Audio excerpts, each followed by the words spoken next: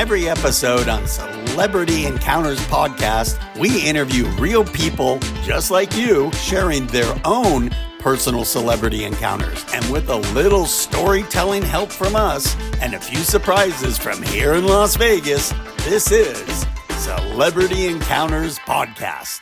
Hi, everybody. I'm Harlan. And I'm Alan. And this is, of course, Celebrity Encounters Podcast, where we interview incredible, regular people from all over the world to find out more about their fabulous and fun celebrity encounters. And today we've got Roger with us. Hey, Roger. Hi, guys. Good to see you. And Roger's coming to us today from Chicago, Illinois. No. So I know we're not going to talk about this, but just wink if you have some celebrity mafia encounter stories. Wink. Oh, he does. Wink. Wink. Yeah. Okay, well, we'll save those for another time, but I'm going to take that as a yes. Wait a minute. Say no more. Say no more. All right. Oh, my God. I so want to ask that question, but I'm going to stay on track today. So, Roger, drop a name on us. Who do you want to talk about? How about dropping Jerry Lewis on you? Whoa! The muscular dystrophy Jerry, chairman. Yeah, actually, for those who don't know, Jerry Lewis, Alan, fill us in. Who's Jerry Lewis? So Jerry Lewis is a celebrity with Dean Martin. They were together. They were a comedy team. And Jerry Lewis took on the Muscular Dystrophy Association as his charity. And he would do the Muscular Dystrophy Telethon from Las Vegas every year. Oh, was it always in Las Vegas? I think it was always in Las Vegas. Wasn't that right? I did not know. I think the first one might have been in New York. I don't think all of them were, but I know that the vast majority, like after the first or second year that he started it, were all in Vegas at different resorts. The one he was using when I was there was the Sahara. Yeah, I remember him saying that he was in Las Vegas because all the celebrities were there and he could get them on camera very quickly. That makes sense. That makes sense. If they weren't in Vegas already, because at that time, I'm a member of a couple of Facebook groups that post current pictures.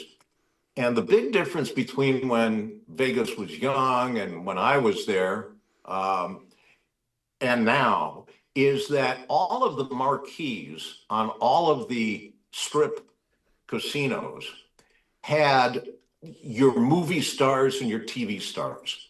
Anyone who was in the movies or on TV appeared in theaters on the strip casinos. Now you really don't see that unless it's at the what's the big orb? The Sphere. Globe or the orb. I like it. We should call it. Yeah, come see the orb. The Sphere. Thank you. Yeah. Yes. The orb. The Sphere, or like it's Caesar's as a residency. So they always bring in a big star. But you don't see that nowadays. But back then you did. Everybody who was anybody, you come to Vegas to see your idols. And if they weren't already in Vegas appearing, they were a short flight from LA. And was your celebrity encounter with Jerry Lewis here in town? Was your encounter here? Was your encounter with Jerry Lewis here?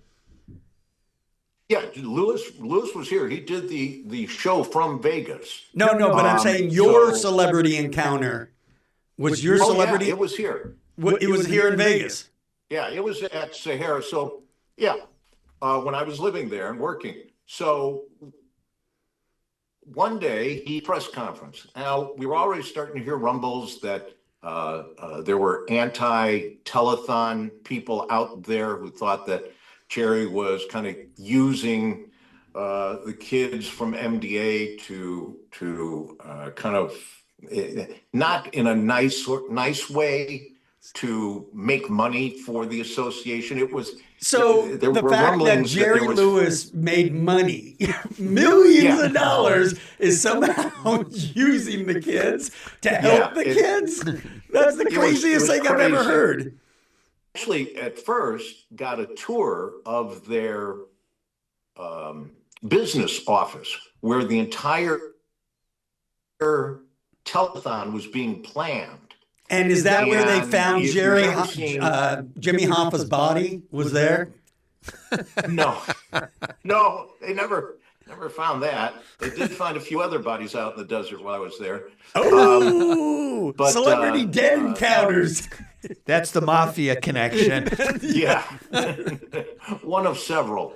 But you walked into their business office and just dozens of desks, people on the phone, a lot of activity, and on the huge wall at the back of the room, they had these index cards all lined up about what time and who was appearing and who was going to do what. It was the entire show planning. It was just amazing to me to see that.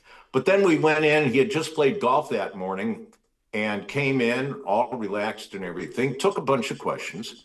And I made a point of getting into the room as quickly as possible and sat in the front row because I wanted to try to catch him before he would say, thank you very much and leave.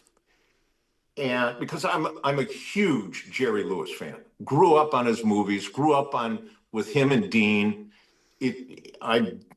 There's only, as far as I know, one other person who's a bigger fan of Jerry Lewis. And that's Jerry Lewis. And so Nick's I good. jumped up after the press conference and I introduced myself and I said, I'm from, originally from Chicago. Little side note on this story. All right, we got a side note. Breaking news. Here it is. I was going to mention that, my neighbor was Sammy Davis Jr.'s lawyer, but I didn't even get to that because I said I was from Evanston, Illinois, which is where I grew up. He said, oh yeah, we were just there a couple of weeks ago at Shure headquarters. Now, Shure, Shure, is a sound manufacturing company. Their biggest products are microphones. What? I can't hear you, Roger. What'd you say? Turn that mic I up. think your mic is out. Is that a Shure mic? As the Smothers Brothers would say. So we started talking about Shure headquarters, which has moved from where they were when we first talked about it. And he had pictures. He had his, promotional picture there, and he signed one. Not to me, he just signed his name, which, when you get something like that, you like to have it personalized, right? I personally like that signature on a check. But it's worth more if it's not I tried personalized. to slip that underneath Is that right? the photo. Wait, To make an impression. hold on one second, Anyway, Roger. so- hold on one second, Roger. So Yeah. an autograph with just their name, not saying to Alan with love, Jerry Lewis. It's more valuable if it's not personalized. I found that out when I was working the Antiques Roadshow. Right. I worked the Antiques Roadshow 1 year in Chicago. Were they trying to sell you? No. Yeah, they put me up on TV and I went real quick. He's an original Alan. That's I right. guarantee you. Only one. That's right.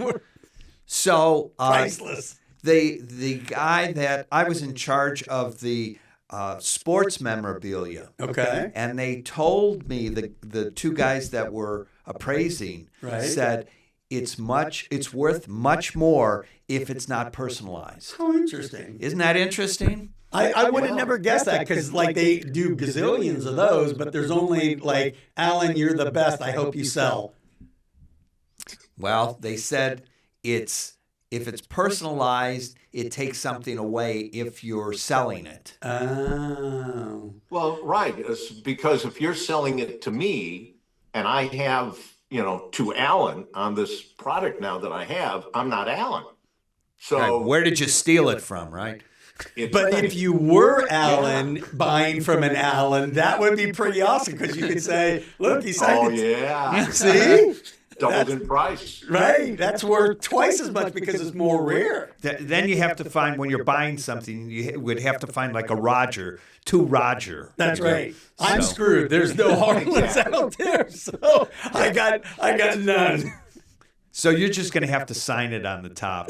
Yeah, I'm going to forge the signatures. That's what I'm going to do. All right, so he's writing you an autograph. Keep going, Roger. Yeah, so I got the autograph.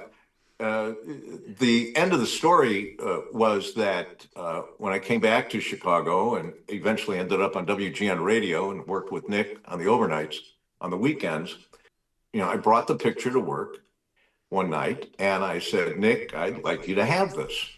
And he was bowled over. And so now he is the proud owner of the autographed Jerry Lewis photo. And that was my encounter with Jerry Lewis. The second part of that was that while I was working in Vegas at the radio stations, I co-hosted a remote for the break-in for the Jerry Lewis Labor Day telethon. So when they would break to the local TV station in Vegas that was carrying it, I was at a remote location with a cameraman and crew, and it was their drive-up location where you can drive up, throw your money into a little bucket. And so I had to host, I think, four break-ins for that. And so that's my total association with the MDA and Jerry Lewis. All right, hold on. Let's dive a little deeper. And so you're in the press room. You're in the front row. You're geeking out Jerry Lewis. Your number one biggest fan sitting there in front of them. And Jerry comes out. And what did Jerry talk about or say? Or was he funny, charming? What was he? He was charming, funny at times. Talked about his morning golf game. And talked about the MDA. He took questions from people. There were a couple of questions about, what I mentioned before about some parents being a little upset with him. They felt that the children were not being presented in a proper light. And he answered those questions very adroitly. And so he's standing up there and you raise your hand, right? That's how they do it. You raise your hand. Well, I didn't ask him questions during the press conference. I didn't have anything to ask him. All right, let's make something up right now. I'm going to put you on the spot, Roger. Okay. Knowing what you know now, you could ask Jerry any question you want. What would you ask Jerry? Hey, Jerry, why didn't you say to Roger when you signed my picture? Come on. That's good. That is good. But did you know that Jerry Lewis was a teacher at USC? He taught film. What? And one of his students was Steven Spielberg. Get out. Did you know that? Wait, yes, I did. Is this before he became I did know a star? Jerry prided himself. Lucas He also prided was one of himself his- more on being a filmmaker than he did anything else. There were some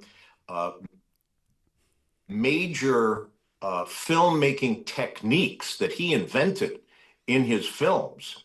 And when he broke up, he and Dean broke up as a team after 10 years to the day.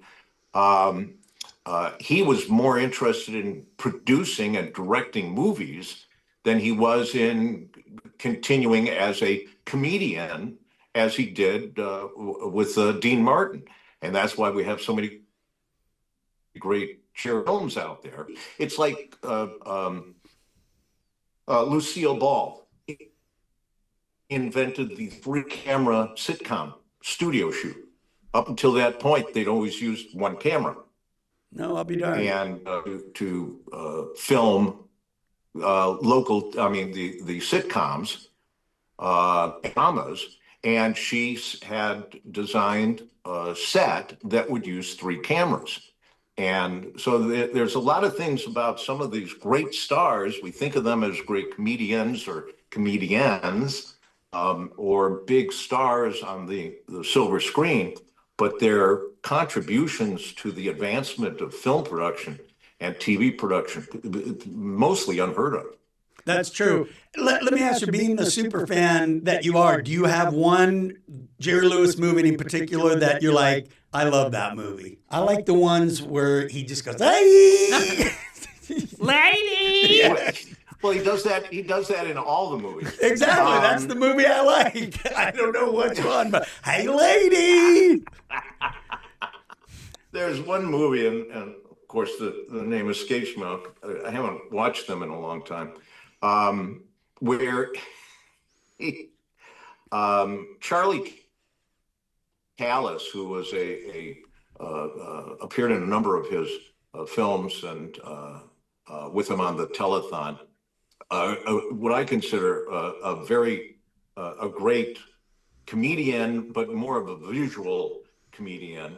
And it was the film where Jerry is mistaken for a criminal by a crime boss who's trying to find the money that the criminal supposedly stole from the crime boss.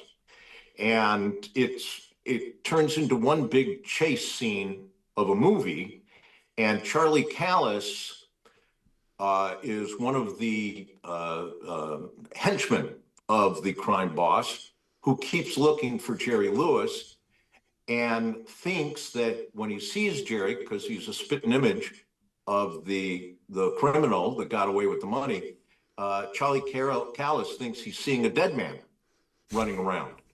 And it blows his mind, and Callis just starts doing his Callis stuff. And I don't know why, but every time he does that, it drives me nuts. So there's an interesting factoid. Jerry Lewis did the telethon for 40 years. Wow. And in those 40 years, he raised over $2 billion for muscular dystrophy. So he really brought that disease to the forefront. On the backs of children. On the backs of children, yes. Children. But you look at some of the cures today that they have come up with because of all that money, and it was because of the Jerry Lewis telethon. Sure. No, that's pretty fabulous. There's no doubt about it on that front. You got any other fun factoids about Jerry? Well, he invented what was called video assist. Like Roger was saying, he invented some stuff. The video assist was giving the directors the ability to see the rushes immediately. Yeah, no, it's used on everything these days. Right. He invented it in 1960. I think it was done out of vanity. He just wanted to see himself, whether it was in front of the camera or behind the camera. There has to be a camera on Jerry. The Jerry cam. That's right. As opposed to Jerry curl. With the little box around his head, right? Exactly. I can absolutely see that. Because quite honestly, like, I don't know a lot about Jerry, but I know later in his years he had a reputation of being a very, very mean, tough guy to deal with. Well, it wasn't that he was mean or tough. He fought for everything he had, especially if people had been for 10 years as being Dean Martin's comedic sidekick. Yeah. And he wanted to be taken seriously, which he was. But he did not suffer fools well.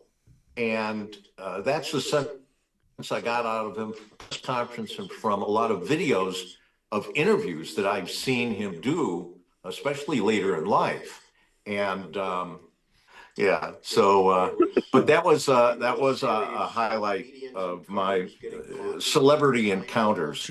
And when you were walking up to the table to get your autograph, were you nervous? Were you like, hello, Mr. Lewis? Yeah, I was focused because I didn't want him to run out. I didn't want him to think that I was some jerk, fawning over him. Someone had maybe snuck in and obviously he didn't know you, right? So I was nervous in that regard. I wasn't trying to ask him. I wasn't trying to interview him. Right.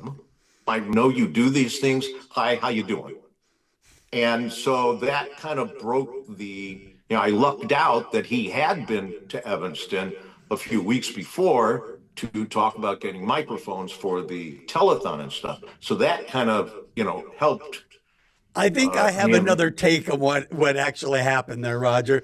I think Jerry saw you in the front row, silently sitting there, staring at him, not asking a question. And he's like, oh, shit, there's a serial killer in the front row. And so when you came up to him and he's looking at you and you're looking at him, and security's got their hands on the gun ready to go, and you're telling him where he's been in what cities and that you followed him. I think he was in fear when he signed your autograph. I know where you live. That's exactly that's what I would do. I'd be like, this quiet guy's coming up for an autograph and telling me you were just in this city, and this city, and this city. Good Lord. Absolutely. Roger's the stalker. I like how that sounds. So what do you got? It's been great talking about Jerry Lewis.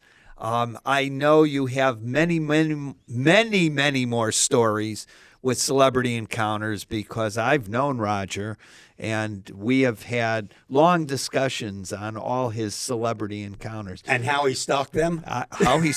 Yes. And how they ran from Roger's coming, go. So thank goodness I'm a slow runner. It's been great talking to you today. And by the way, but I think people should know that Roger was the press secretary for Jane Byrne, right?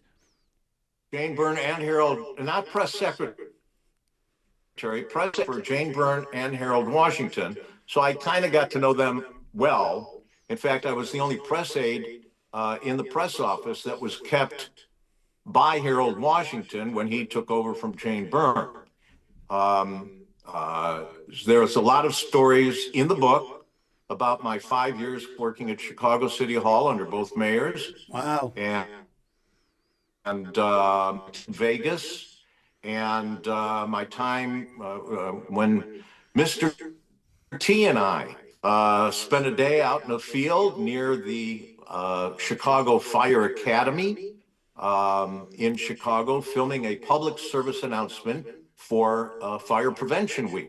Well, I pity the fool. I pity the fool. And that's for another day. Pity the fool. And he did say that. So if you want and this was the fool he was pitying. You can go to my SoundCloud. You can go to my SoundCloud account, and there's audio there of part of my interview with Dinah Shore when I was in Las Vegas while she was appearing there. You just got all kinds of stories, don't you? Service Mr. T. There's a lot of time when I met Cary Grant, and he very graciously said he doesn't do interviews. Well, the good news here, Roger, is we're going to close out this episode, and we're going to pick up with you in just a minute to get another fabulous encounter story. We don't have to do them all in this one recording. So, sounds great.